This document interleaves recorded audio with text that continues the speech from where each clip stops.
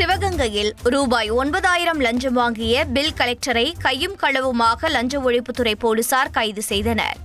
சிவகங்கை நகராட்சி அலுவலகத்தில் கணேசன் என்பவர் சொத்து வரி பெயரை மாற்ற நகராட்சி அலுவலக பில் கலெக்டரான பாலமுருகனை நாடியபோது அவர் பெயர் மாற்றம் செய்ய ரூபாய் 20,000 லஞ்சம் கேட்டுள்ளார்.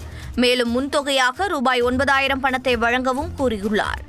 இதில் லஞ்சம் கொடுக்க விருப்பமில்லாத கணேசன் லஞ்ச ஒழிப்புத்துறைக்கு புகார் அளித்ததை அடுத்து பாலமுருகன் கணேசனிடமிருந்து பணத்தை பெற முயன்றபோது லஞ்ச ஒழிப்பு போலீசார் அவரை கையும் களவுமாக கைது செய்தனர்.